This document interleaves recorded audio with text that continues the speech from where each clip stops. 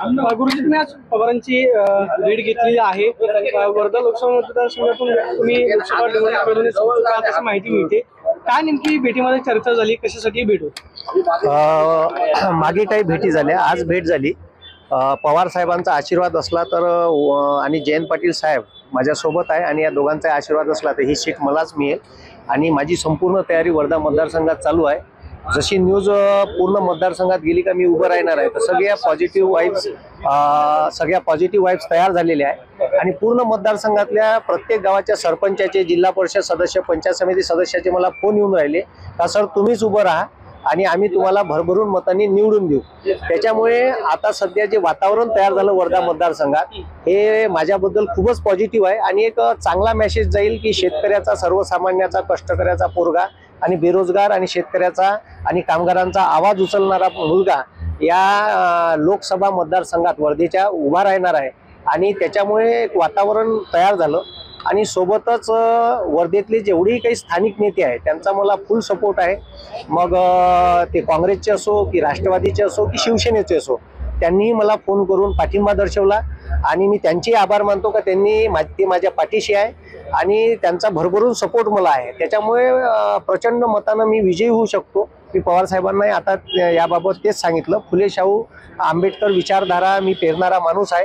मी या देशात लोकांच्या मनात तिरंगा पेरणारा माणूस आहे आणि देशातल्या लोकांना संविधान समजून सांगणारा माणूस आहे आणि शेतकऱ्यांचे, कष्टकऱ्याचे प्रश्न उचलणारा माणूस म्हणून माझी प्रचंड ठीक आहे संपूर्ण महाराष्ट्रात ख्याती आहे. त्याच्यासाठी मला लोक कार्यक्रम घेऊन आपलं मार्गदर्शन करण्यासाठी बोलावतात आणि या सगळ्या गोष्टीचा फायदा मला निवडणुकीत होऊ शकतो हे पवार साहेबांना मी सांगितलं आणि येणाऱ्या काळात पवार साहेबांचा आणि जयंत पाटील साहेबांचा आशीर्वाद राहिला तर नक्कीच आम्ही याच्यावर यशस्वी होऊ आणि चांगला एक प्रशस्त मार्ग आणि भारताच्या संसदेत शेतकरी, गोरगरीब आणि कष्टकऱ्यांचा आवाज मी नक्की बुलंद करीन हे मात्र मी पवार साहेबांना सांगितलं.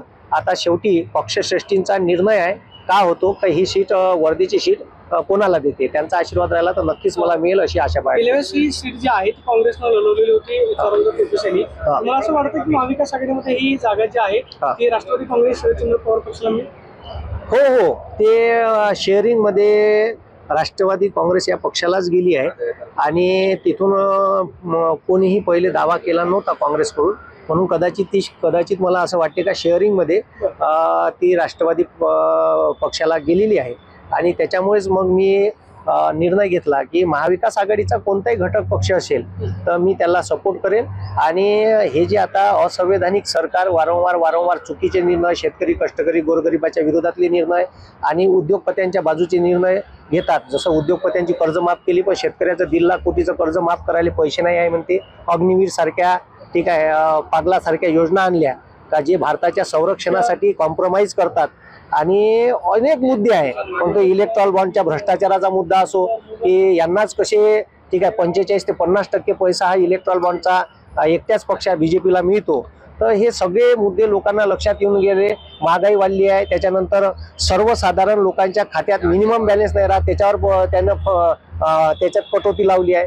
असे अनेक मुद्दे आहेत. शेतकऱ्याचे DAPचे भाव वाढले, सोयाबीनचे भाव तिथंच आहे, कापसाची निर्यात बंदी केली, कापसाचे भाव पडून आहे. तर ह्या सगळ्या मुद्द्यावर मी आवाज उचलत असतो. मागं 40 लाख विद्यार्थ्यांचं आंदोलन घेऊन पूर्ण महाराष्ट्रभर आंदोलन पेटवलं कॉन्ट्रॅक्ट भरतीच्या विरोधात.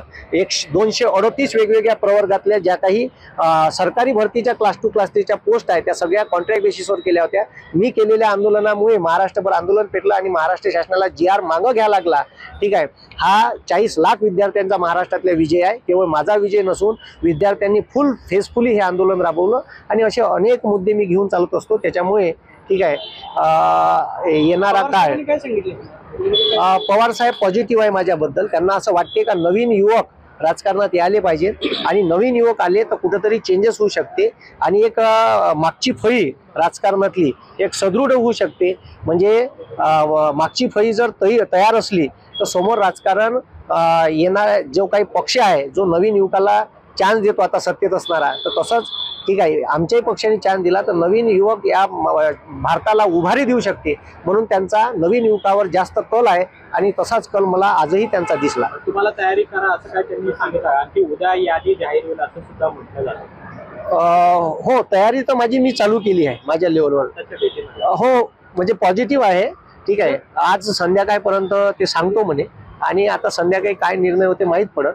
तर तयारी मी माझ्या लेवलवर चालू केली वर्धा मतदारसंघात. जर कदाचित पक्षाकडून तिकीट मिळालं नाही तर अपक्ष उमेदवारी अर्ज भरणार मतदारसंघात? त्याच्याबाबत आता काही सध्या सांगता येणार नाही. पण मला असं वाटते का मोदी सरकारच्या विरोधात जे आता चालू आहे वातावरण, तर बीजेपीच्या विरोधात जो काही कोणी उभा राहील तर त्याच्या वतीनं मी काम करील. कारण का काय आहे का एकजुटीनं काम करण्याची गरज आहे. सध्या देशाचं वातावरण ठीक आहे, म्हणजे गोरगरिबाच्या वाट्याचं हे सरकारच नाही. ठीक आहे, असं मला वाटून राहिलं. कारण मी त्याचा अभ्यास करत असतो आणि त्यांचा मार्ग निकाली लागासाठी एक संवैधानिक सरकार सत्तेत यायला पाहिजे आणि म्हणून मी महाविकास आघाडीचा घटक म्हणून मी उभा राहणार आहे. एबीपी माझा, उघडा डोळे बघा नीट.